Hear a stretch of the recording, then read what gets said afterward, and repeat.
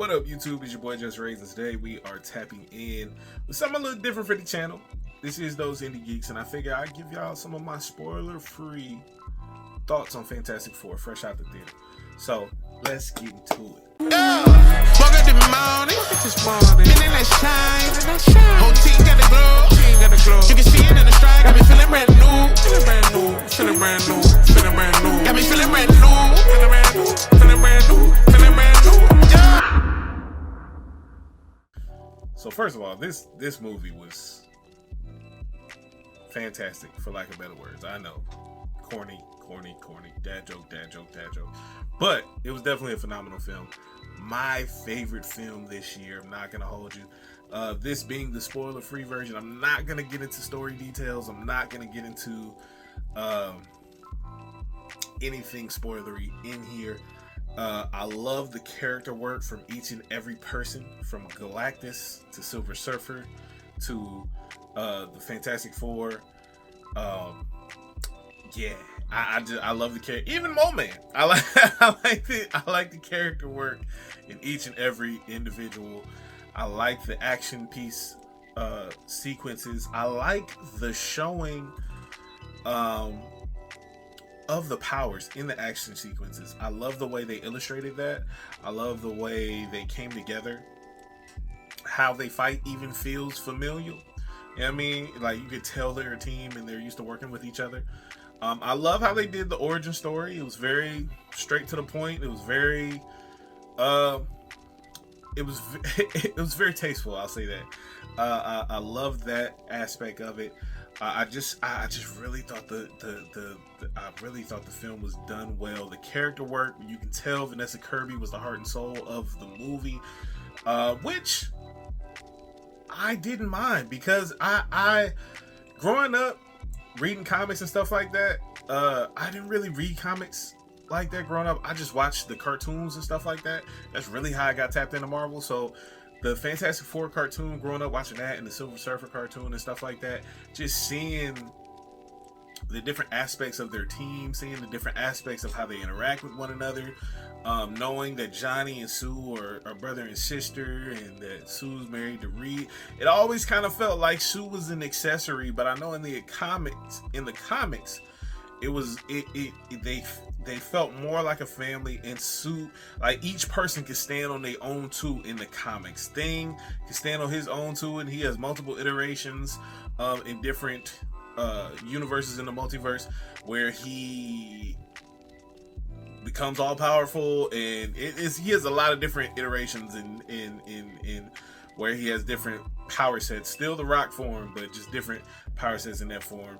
And we have so many different moments in comics that show off a Reed Richards, show off a Sue Storm, show off a Johnny Storm, and show off a Ben Grimm in several different ways as a team with the Fantastic Four and in their own right. So it's just like, it's dope to see that aspect.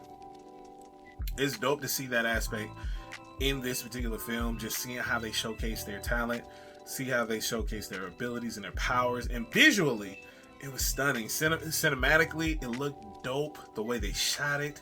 Galactus looks amazing on screen. Yeah. I have so many other thoughts towards Galactus. I would say that for the spoiler version, that's going to be on my own separate page.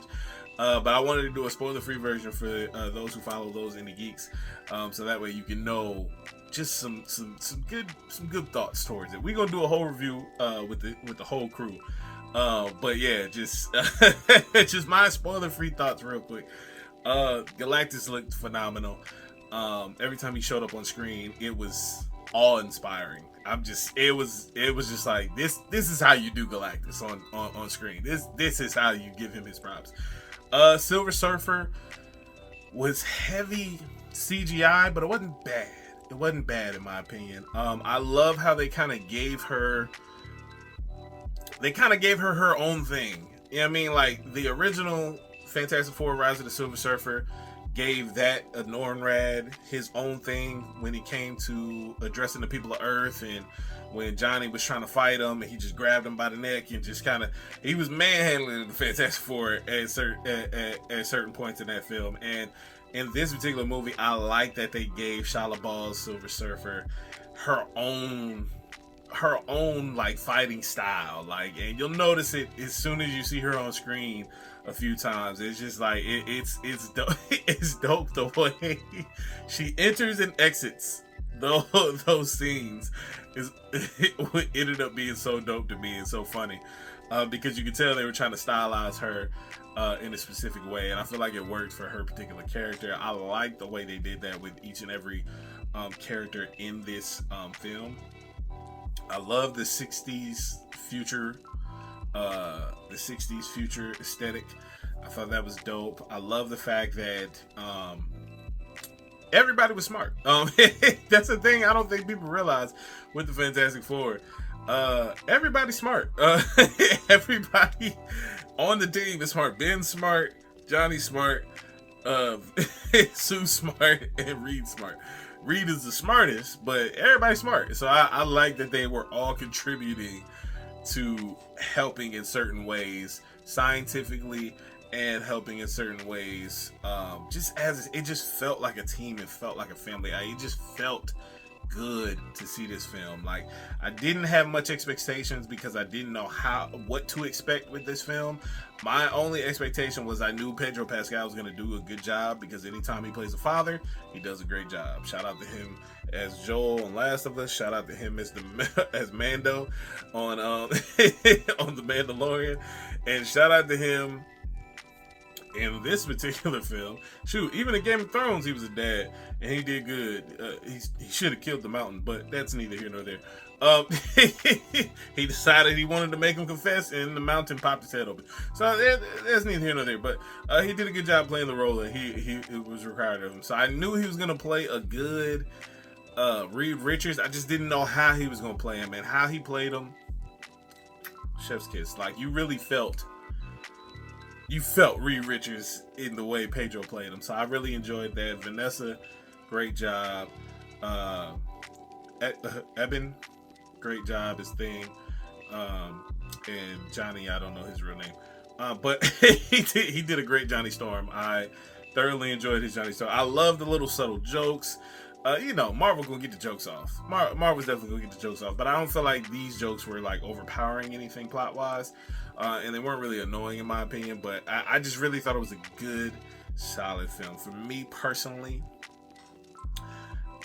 definitely my favorite film of the year, and I'll just leave it at that. I'll save my rating for my full spoilery review with the crew, and my own separate spoiler review that's going to be on my channel, JusRzd, that's JusRzd. So definitely tap in with your boys, tap in with those indie geeks, because we definitely will be dropping our review on the Fantastic Four here shortly.